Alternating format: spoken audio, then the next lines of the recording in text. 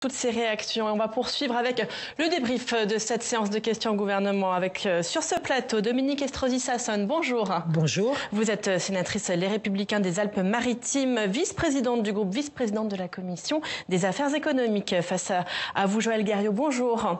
Bonjour. Vous êtes sénateur Les Indépendants de la Loire-Atlantique, secrétaire du Sénat et vice-président de la Commission de la Défense et des Affaires étrangères. Et enfin, sur ce plateau, j'ai le plaisir d'accueillir Hussein Bourgi. Bonjour. Bonjour. Vous êtes sénateur socialiste de l'Hérault. Et tout d'abord, ce qui a bien sûr marqué cette séance de questions au gouvernement, c'est le drame de Nanterre. Dominique Estrosi Sassone, on a entendu la réponse du gouvernement, l'émotion, l'exigence absolue de vérité. Est-ce que vous estimez que la réponse du gouvernement aujourd'hui est adéquate ? Aujourd'hui, ce qui est important, c'est d'abord, bien sûr, d'avoir des pensées pour la famille de la victime, c'est de considérer, je crois que là, tout le monde est unanime, que la mort d'un jeune homme est véritablement un drame, qu'il y a maintenant le temps du deuil, qu'il y a le temps des enquêtes. Il y a quand même 2 enquêtes qui ont été diligentées, une pour homicide volontaire par personne dépositaire de l'autorité publique, mais également une enquête pour refus d'obtempérer pour tentative d'homicide involontaire sur personne dépositaire de l'autorité publique. Moi, je fais confiance à la justice de notre pays. Nous sommes dans un état de droit. Un état de droit respecte à la fois sa justice, mais il doit également respecter les policiers. Et donc, je suis convaincu que toute la lumière sera faite sur cette tragédie. Mais je pense aussi que le temps est à l'apaisement. Le temps, après l'émotion, doit aussi nous garder de toute réflexion ou de toute décision qui pourrait être intempestive. Et surtout, malheureusement, on a pu encore le constater, de certains propos qui instrumentalisent de façon partisane, malheureusement, ce drame. Je vise essentiellement une grande partie de la classe politique de l'extrême gauche. Quand on entend encore M. Jean-Luc Mélenchon et un certain nombre de ses amis continuer à alimenter ses propos sur la police qui tue, sur pouvoir dire en sorte que les policiers ne feraient pas correctement leur travail alors qu'ils exercent un métier particulièrement difficile, bien, je pense, comme l'a dit d'ailleurs le président Caner à l'instant, cela met de l'huile sur le feu, cela alimente les propos et peut effectivement embraser encore des quartiers, encore des communes. Mais vous avez vu ces images aussi qui ont beaucoup choqué sur les réseaux sociaux. On le comprend aussi parce que on a l'impression de voir, en tout cas sur ces images, que le policier est bien à côté de la voiture. C'est le travail de la justice. C'est le travail de la justice. Et vous avez été choqué quand même par ces images. On ne peut qu'être choqué, bien évidemment. Et puis ces images qui se répandent de plus en plus sur les réseaux sociaux, qui sont pris par certains de nos concitoyens et que l'on lâche comme ça au vu et au su de tout le monde. Mais aujourd'hui, faisons véritablement confiance en la justice et n'instrumentalisons pas un tel drame. On est dans l'instrumentalisation aujourd'hui, Joël Guerriau, quand on voit effectivement un certain nombre de réactions politiques. On a des réactions plutôt modérées au Sénat, on l'a vu, mais on le voit du côté de la France insoumise. On le voit aussi du côté de Reconquête avec les propos d'Éric Zemmour, par exemple sur Twitter. Oui, dans le cas où vous citez, effectivement, il y a une instrumentalisation. Moi, je crois qu'il faut revenir aux faits tels qu'ils ont été présentés.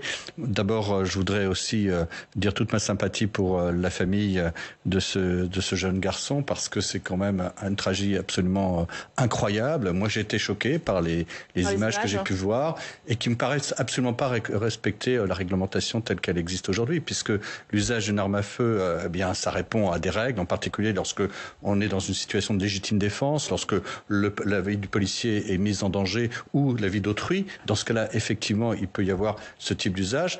Évidemment, les vidéos qu'on voit nous laissent pas penser qu'il s'agissait de cette situation-là. Si tel est le cas, c'est quand même extrêmement dramatique. On reste prudent, parce qu'on ne voit pas tout, mais ce que l'on voit sur ces vidéos, ce n'est pas... Oui. Pour autant, il ne faut pas en faire l'amalgame. Je veux dire, aujourd'hui, ce que l'on voit, c'est que l'autorité publique en général n'est pas respectée. On le voit parce que depuis 2018, en l'espace de 5 ans, on a vu augmenter de 68% le refus d'obtempérer. Oui. Si on refuse d'obtempérer, évidemment, pour le policier, il doit y avoir des règles à mettre en place. Heureusement, le cas qu'on a vécu ça hier... Ça ne justifie pas de tuer quelqu'un. N'est pas un cas qu'on peut généraliser. Heureusement, en général, les policiers font bien leur travail. Ils commencent par prendre le numéro d'immatriculation. Ils engagent une enquête derrière la fuite du véhicule, etc. Mais on n'arrive pas à ce genre de drame. Et je voudrais encore une fois dire combien il ne faut pas généraliser et considérer, comme certains le font, que nos policiers sont dans une situation où ils abusent de leur pouvoir. Heureusement que ce n'est pas le cas de manière générale. Il ne faut pas généraliser. Hussein Bourgi, la situation, elle n'aurait quand même pas été la même s'il n'y avait pas eu, pour le coup, cette vidéo qui a circulé toute la journée d'hier sur les réseaux sociaux. On a vu quand même les réactions de la classe politique aussi évoluer, celles des médias aussi évoluer dans la journée. Effectivement, je voudrais commencer comme mes collègues et comme toute la classe politique qui s'est exprimée au Sénat aujourd'hui par saluer la mémoire de ce jeune homme. Avoir une pensée pour sa mère, c'était son fils unique. Et j'imagine le drame qu'elle vit, qu'elle subit. Et cela nous interpelle tous et toutes.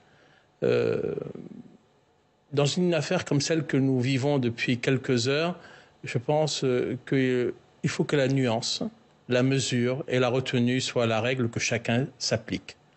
On ne peut pas donner le sentiment de jeter de l'huile sur le feu. On ne peut pas donner le sentiment de vouloir instrumentaliser. Le pays est à cran. Nous avons beaucoup de problèmes. Nous avons beaucoup de crises qui se succèdent et se superposent les unes aux autres. Et je pense que ce fait divers-là, qui se transforme en tragédie, parce qu'il y a eu ces images. Et ces images ont permis de faire la lumière sur cette affaire. Sinon, on serait resté à la version initiale des policiers, un refus d'obtempérer, et la mise en danger de la vie d'autrui, et finalement ce serait une affaire classée comme d'autres. Et finalement, ces images nous ont permis de faire éclater une partie de la vérité.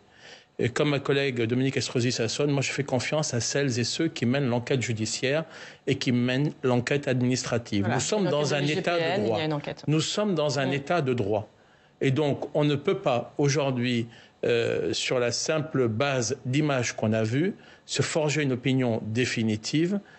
Malheureusement, il y a aujourd'hui un faisceau d'indices concordants pour établir le fait que la doctrine qui aurait dû être respectée ne l'a pas été. Et ensuite, ce sont les deux enquêtes qui établiront la véracité et le déroulement des faits et qui prendront, le cas échéant, les sanctions nécessaires. Alors, l'une des questions qui se pose, néanmoins, que certains posent dans votre groupe, on a entendu Patrick Caner, Jérôme Durain, avant la séance de questions au gouvernement dans cette émission, c'est, eh bien, aujourd'hui, faut-il revoir la loi de 2017 sur la légitime défense? La question, elle a été aussi posée par le sénateur écologiste Thomas Dossus. Écoutez. Et nous voyons comment, depuis des années, drame après drame, avec détermination, vous défendez la honteuse loi Cazeneuve qui permet à la police d'ouvrir le feu sur les chauffeurs d'une voiture selon des conditions manifestement trop floues. Depuis cette loi, 40% des tirs sur des véhicules en plus par rapport aux 5 années la précédente. Je crois que la récupération politique, au moment où une famille pleure son enfant, au moment où des écoles ont été attaquées hier, au moment où 24 policiers ont été blessés, au moment où partout en France, il peut y avoir une légitime émotion et un énervement qui, évidemment, ne peut être accepté selon les règles de la République. Il ne peut pas y avoir de récupération politique. Hussein Bourgi, alors, récupération politique ou question légitime? Alors, il faut rappeler le contexte. 2017, il y a eu les attentats, les fameux attentats particulièrement mortels qui nous ont tous marqués, en particulier sur la promenade des Anglais à Nice. Il y a eu un policier qui a été assassiné, enfin qui a été tué. Et donc, il faut rappeler le contexte dans lequel la France se dote de cette loi. Cette loi qui, je le rappelle, a aligné le régime de légitime défense des policiers sur celui des gendarmes, alors qu'avant c'était comme n'importe quel citoyen. Absolument. Aujourd'hui, moi je me garde bien de légiférer sous le coup de l'émotion et de la pression. Et de la même manière, je me garde bien de dire qu'il faut abroger sous le coup de l'émotion et de la pression. Il faut donner du temps au temps.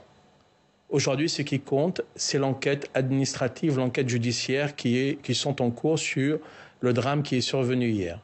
Dans un second temps, je pense qu'effectivement, peut-être qu'il serait utile, et certainement qu'il serait utile, de faire le point, d'évaluer, d'auditer l'application de cette loi de 2017, ses avantages, ses inconvénients, et à la lumière de ce travail que le Parlement sait faire, et que le Sénat en particulier sait faire, à la lumière de ce travail qui se fait à froid, peut-être qu'il nous appartiendra de nous réinterroger sur la doctrine, sur ce qu'il convient d'améliorer ou de supprimer. Mais aujourd'hui, il est trop tôt pour dire il faut abroger, il faut supprimer. Peut-être geler, en tout cas certainement auditer, évaluer, mais dans un second temps. Et soyons clairs, si ce que montrent les images est avéré par l'enquête, on n'entre pas dans le cadre de cette loi de toute façon. Hein. Malheureusement, on n'entre pas dans ce cadre-là, voilà. Et ça ressemble davantage, d'après les images qu'on a vues, à ce que nous avons l'habitude en France de voir des images qui nous viennent des États-Unis. Oui. Et pour ma part, je ne me résigne pas à ce que la France devienne les États-Unis avec ce qui ressemble à des exécutions sommaires. Oui. On a certains responsables politiques, Marine Tourdelier a parlé d'une américanisation de notre société. Dominique Estrosi Sassone, est-ce que vous l'entendez, le débat qui monte, faut-il évaluer cette loi de 2017 ? On a certains chiffres, par exemple, un rapport de l'IGPN qui montre une augmentation du nombre de décès à l'occasion de missions de police. On était à 17 en 2018, 32 en 2020. Est-ce que la question se pose aujourd'hui ? Pas aujourd'hui. Non, je pense qu'aujourd'hui, ce n'est pas le moment. Ce n'est pas le moment de légiférer dans la précipitation, de revenir sur une loi. Je crois que ce qui est important aussi, c'est de ne pas faire d'amalgame. On parle bien évidemment des personnes qui ont été tuées pour des refus d'obtempérer ou d'autres cas plus précis, mais on ne parle pas aussi forcément de tous les policiers, de tous les gendarmes qui, en faisant leur métier, au risque de leur vie, ont également perdu la vie. Donc soyons quand même prudents, pas d'amalgame et pas de faire pencher la balance d'un côté ou de l'autre. Et surtout pour l'instant, je crois que ça serait extrêmement préjudiciable pour notre état de droit parce que l'émotion ne doit pas prendre la place sur le droit. Et donc je pense qu'il faut procéder par étapes. Ce qui compte aujourd'hui, c'est que l'enquête soit rendue.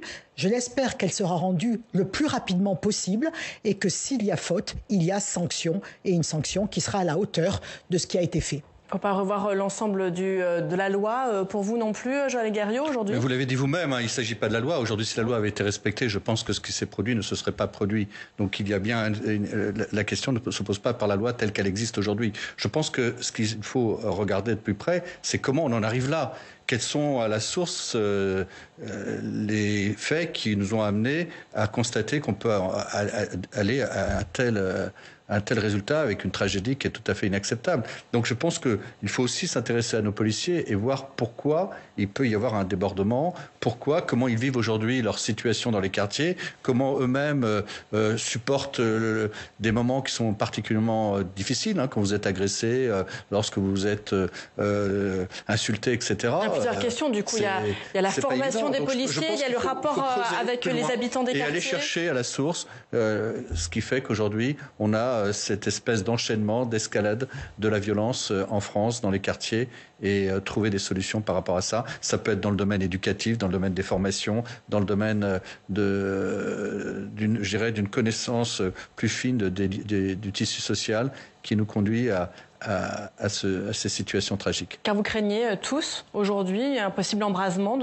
des quartiers sensibles après les violences qu'il y a eu cette nuit, Lucien Bourget ? Effectivement, c'est un risque. C'est la raison pour laquelle nous devons tous et toutes nous garder d'utiliser des mots, des phrases qui pourraient jeter de l'huile sur le feu. On doit tous et toutes agir en responsabilité. Ce fut, je crois, le cas cet après-midi au Sénat. Et j'invite chacun et chacune à s'inscrire. À la modération. Nous le devons aussi au deuil de la famille. Moi, je voudrais retenir aussi les paroles du maire de Nanterre. Oui. Il a été extrêmement responsable. Il a véritablement mis en avant le fait que c'était un drame absolu pour sa commune, pour sa ville, mais que la colère, la violence ne ferait en rien revenir le jeune Nahel et qu'il était là aussi pour dire qu'on ne devait pas instrumentaliser cette parole anti-flic et que ce qui vraiment importait dans les jours à venir, c'est qu'il n'y ait pas de nouveau l'embrasement que l'on a connu la nuit dernière avec des destructions d'équipements publics, de mairie, qui est la maison commune de tous les citoyens, d'équipements publics qui, dans ces quartiers, rendent un service important pour les habitants et les habitants des quartiers les plus fragiles. Donc, je veux dire, il faut vraiment raison garder. Et nous avons aussi une responsabilité, les élus, justement, d'appeler à cet apaisement indispensable. Autre séquence importante et qui a marqué cette séance de questions au gouvernement. On va rejoindre Steve Jourdain dans l'hémicycle. C'est la question qui a été posée posée notamment par la droite. Cette question, elle portait sur le port du hijab dans le sport. Steve. Oui, le voile a-t-il sa place sur un terrain de foot? Question posée dans l'hémicycle alors qu'un collectif a saisi cette semaine le Conseil d'État pour obtenir le droit de porter les hijabs pour les joueuses de foot. Le Conseil d'État rendra sa décision demain. Il va trancher demain, mais la droite met d'ores et déjà la pression sur le gouvernement. Le sénateur LR Michel Savin demande une loi et pourquoi pas la sienne. Écoutez-le. Mais aujourd'hui, nous n'en serions pas là si votre gouvernement ne s'était pas opposé à notre proposition d'interdiction du port de signes religieux lors des compétitions sportives organisées par les fédérations sportives et les associations affiliées. À plusieurs reprises, notre majorité a adopté cette proposition en 2020, en 2021, comme en 2022 pendant l'examen des textes confortant les valeurs de la République ou celui visant à démocratiser le sport en France. À chaque fois, votre gouvernement et votre majorité l'ont rejeté. Par ce refus de soutenir notre initiative, vous avez ouvert la porte à ces dérives communautaires. Madame la ministre, assumez-vous cette faute politique et êtes-vous favorable à mettre en débat et soutenir la proposition de loi sur ce sujet que nous avons redéposée en début d'année? Voilà, et du côté du gouvernement, on se dit opposé au port du voile sur un terrain de foot, mais pour le moment, pas question de légiférer. Le gouvernement préfère attendre la décision du Conseil d'État. Écoutez la ministre des Sports. La question que vous posez, elle est légitime, mais permettez-moi de vous dire qu'elle est prématurée. Nous allons regarder cette décision, nous allons l'analyser, regarder les considérants, les motivations et toutes les conclusions que nous devons en tirer, sans rien exclure. Vous rappelez les initiatives que vous avez portées par le passé, nous les avons évidemment étudiées avec attention, mais je veux rappeler qu'elles n'étaient pas toujours présentées sur le bon support juridique et d'autre part, qu'elles n'étaient pas toujours entourées de toutes les garanties rendu nécessaire par le respect de notre Constitution. La laïcité est au cœur du pacte républicain. Il faut donc un socle républicain pour l'asseoir elle aussi. Voilà, wait and see, donc pour le gouvernement. La droite, elle, veut des symboles forts en matière de laïcité et l'exécutif, on l'a entendu, préfère pour le moment temporiser, Tam. Merci beaucoup Steve. Dominique Estrosi-Sassone, je vous voyais faire non de la tête quand s'exprimait la ministre des Sports. Vous n'êtes pas d'accord avec elle. Bon, il n'y a pas beaucoup à attendre. La décision du Conseil d'État, c'est demain. Oui, mais elle dit on ne doit pas légiférer pour aujourd'hui. On aurait pu légiférer avant. On a trouvé des véhicules législatifs, un projet de loi pour lutter contre les séparatismes et l'islam radical, une proposition de loi pour la modernisation du sport. On a présenté des amendements, ils ont été votés par la majorité sénatoriale. Donc aujourd'hui, bien évidemment, que ça serait dommageable de légiférer après coup. On va attendre la décision du Conseil d'État, mais je vous laisse imaginer les conséquences de la décision du Conseil d'État s'il venait à suivre les conclusions du rapporteur de lundi. Elle serait particulièrement grave. Qui est ouvert, parce qu'elle donnerait raison aux hijabeuses, parce que l'entrisme islamiste y ferait son miel, et parce qu'aujourd'hui, en tout cas moi je considère qu'il faut être fermement opposé au port de toute tenue vestimentaire religieuse dans les enceintes sportives. C'est contraire à l'article 50 de la charte olympique, et aujourd'hui on le voit malheureusement, les terrains de sport sont devenus les terrains de prédilection de l'entrisme islamiste, et ça malheureusement c'est inadmissible aujourd'hui dans notre pays, parce que c'est une régression pour les femmes, parce que c'est un coup de boutoir qui est porté à la République. Est-ce qu'il faut une loi, du coup, Joël Guerriau, pour vous? Vous avez entendu, notamment, Michel Savin estimer que c'était une faute politique de la part du gouvernement, parler de dérive communautaire aujourd'hui. Est-ce que vous êtes d'accord avec lui? D'abord, moi, ce que je voudrais dire, c'est que la ministre ne pouvait pas répondre autrement. Dès l'instant où le Conseil d'État se prononce demain, elle ne peut pas donner... Vous dites elle est coincée, elle ne peut pas dire autre chose. Non, elle ne peut pas donner une opinion qui lui soit propre et qui remette, qui mette le gouvernement en situation d'ingérence sur la question qui devra être conclue par le Conseil d'État.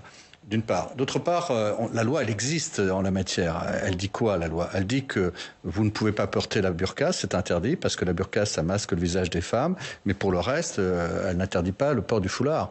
Et donc, en la matière, dans l'application des lois, moi, je vois pas trop. C'est un sujet compliqué. Alors, c'est vrai, comme l'a dit Dominique Estrosi à l'instant, on aurait pu légiférer avant. mais on l'a pas fait. En tout cas, ça n'a pas abouti. Alors, est-ce qu'il faudra légiférer demain après la décision du Conseil d'État qui va venir? À mon avis, ça va être très compliqué et on risque de revenir dans un point de neutralité, sachant que la laïcité, c'est quoi? C'est avant tout la neutralité de l'État, c'est-à-dire le respect des convictions religieuses de chacun, avec la possibilité finalement de faire valoir ses croyances. Alors on est sur un sujet d'une très grande délicatesse. Alors Hissène Bourgi, qu'est-ce qu'on fait? On fait la loi, on va voir les fédés, comme l'a dit Patrick Kanner, ancien ministre des Sports? Alors, il y a plusieurs choses. La première chose, c'est de respecter l'indépendance de la justice. La justice va se prononcer demain. C'est assez peu délicat de vouloir mettre la pression sur celles et ceux qui vont rendre une décision importante qui va être scrutée demain. Alors effectivement, certains nous disent que dans quasiment la totalité des cas, on suit l'avis du rapporteur public, mais ce n'est pas systématique. Donc demain, on peut avoir... Vous dites qu'on peut avoir une surprise? On peut avoir une décision différente. 5% des cas. On peut avoir une décision différente de celle qui est annoncée. En tout cas, moi, je suis plutôt dans l'idée d'attendre la décision qui sera rendue par le Conseil d'État demain. Mais je vais essayer. Mais votre avis? Je vais essayer de développer. Moi, je suis particulièrement frappé à chaque fois que je vois une compétition sportive, de voir certains joueurs faire des signes religieux lorsqu'ils rentrent sur le terrain. Ça, je l'ai vu. Voir des femmes porter du hijab, ça m'interpelle. Et c'est la raison pour laquelle je pense que nous pourrions réfléchir à une idée qui consisterait à dire une femme voilée qui veut faire du sport, c'est son droit. Par contre, dès lors qu'on s'inscrit dans une compétition sportive, et puisque là on parle de compétition sportive, le port du voile est prohibé. Parce qu'effectivement, au nom de certaines valeurs universelles du sport. Et donc, c'est la raison pour laquelle je distinguerai entre le sport amateur et le sport professionnel qui conduit à une forme de compétition. Ça n'irait pas à votre voisine, mais on va tout de suite rejoindre la salle des conférences. On va rejoindre Alexandre Poussard pour parler d'un dernier thème qui a animé cette séance de questions au gouvernement. Car Alexandre, vous êtes avec le sénateur socialiste de Paris, David Assouline. Ah oui, David Assouline, vous avez interrogé le gouvernement sur le mouvement actuel de grève des journalistes du journal du dimanche pour protester contre la nomination de Geoffroy Lejeune à la tête de la rédaction. Geoffroy Lejeune qui est un ancien du journal Valeurs Actuelles. Vous avez interrogé le gouvernement, mais finalement, qu'est-ce qu'il peut faire? C'est une entreprise privée, il n'a pas trop son mot à dire. La question que j'ai posée était précise. C'est qu'on peut légiférer. Ça, on peut légiférer.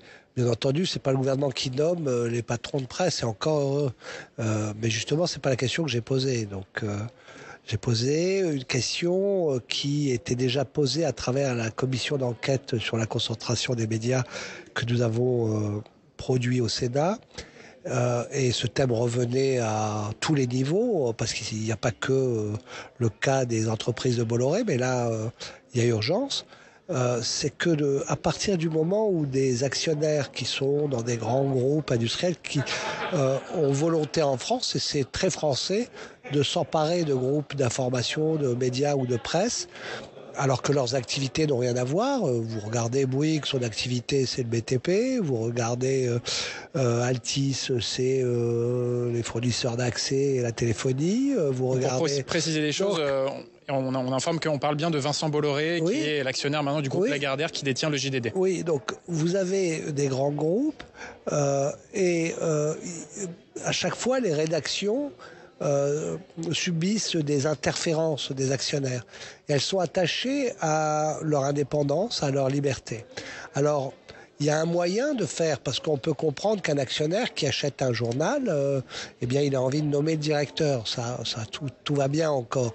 Mais, bien entendu, c'est l'interface avec la rédaction. Et c'est l'interface pour l'actionnaire, probablement, mais ça doit être l'interface de l'autre côté. Et s'il est rejeté, comme aujourd'hui au JDD, par 98% de la rédaction, c'est pas rien. Il doit y avoir une solution. Et donc, des rédactions, des journaux ont décidé de mettre des seuils de veto possibles par les rédactions. Il y a les Échos, il y a aussi Le Monde. Et moi, je pense que 60%, c'est pas mal. Et donc, on peut très bien imaginer un dispositif qui fasse que à chaque fois qu'un directeur d'une rédaction est nommé, parce que ce n'est pas une entreprise comme les autres, parce que ce n'est pas une marchandise comme les autres, l'information, pour protéger la liberté de la presse, il y ait cette acceptation soumise au suffrage des rédactions. Voilà, c'est simple ce que je propose. Merci beaucoup David Assouline pour votre réaction et bonne continuation. Puisque, merci. Je le rappelle, vous quittez le Sénat après 19 ans de mandat à la Haute Assemblée. Oui. Merci beaucoup. Merci, au revoir. Au revoir. Merci beaucoup Alexandre. Hussein Bourgi, est-ce que ça vous émeut déjà la nomination de Geoffroy Lejeune à la direction de la rédaction du Journal du Dimanche? Je pense que ça émeut beaucoup de gens en France, en tout cas les journalistes de la rédaction d'abord, et puis les nombreux lecteurs de ce journal, dont je fais partie, parce que je considère que c'est dénaturer la ligne éditoriale de ce journal. On a besoin d'une pluralité en France, de toutes les sensibilités politiques. Par contre, le courant de pensée que représente ce monsieur n'est pas conforme à la ligne éditoriale de ce journal, n'est pas conforme à ce qui fait l'identité de ce journal. Et c'est la raison pour laquelle je partage l'incompréhension qui a consisté à nommer ce monsieur à la tête de cette rédaction. Une fois cela dit, la question c'est qu'est-ce qu'on fait? Parce qu'on ne peut pas faire grand-chose. Voilà, c'est une entreprise privée. Même si cela émeut énormément la rédaction, eh bien, en tout cas, il n'y a pas de règles au sein du JDD qui puisse mettre en minorité le directeur de la rédaction. Oui, vous avez raison. Et moi, je pense que ça soulève en fait une problématique du lien entre la politique et puis les médias. Il y a deux écueils, à mon avis. Le premier écueil, c'est quand les médias sont sous la tutelle de la politique. On le voit par exemple en Russie, où c'est en fait le politique qui décide des médias et qui finalement manipule, ment, construit finalement une forme d'action permettant aux masses populaires d'aller dans le sens qu'ils souhaitent. C'est de l'endoctrinement. Oui. Il y a un deuxième écueil, et c'est cet écueil-là vers lequel on risque de tendre, on l'a vu avec Trump, cette fois-ci ce sont les médias qui construisent la notoriété d'une personne en vue d'une élection pour prendre le pouvoir. Et ça, cette forme-là, par le fait d'une concentration des médias sur une famille, sur des moyens, est extrêmement dangereux. C'est pour ça qu'en 1984, il y a eu une loi, parce qu'on a eu le même phénomène avec Hersan, et on a décidé de faire en sorte qu'il n'y ait pas cette concentration des médias qui permettent finalement d'orienter politiquement quelques secondes, vraiment, Dominique Estrosi-Sassone. Qui, me semble-t-il, a d'abord fait un choix économique par rapport à un journal aujourd'hui qui va mal, qu'elle veut continuer à soutenir, à y investir, plutôt qu'un choix idéologique. Après, arrêtons de faire des procès d'intention. Et quand même, M. Geoffroy Lejeune a aujourd'hui interviewé toute la classe politique française, depuis Jean-Luc Mélenchon jusqu'à Marine Le Pen, en passant par le président de la République. Eh bien, merci beaucoup à tous les trois d'avoir participé à ce débrief des questions au gouvernement. Tout de suite, on se retrouve dans Avoir 20 ans pour une émission consacrée à la culture et aux jeunes, une émission intitulée Culture contre culture et cancel culture.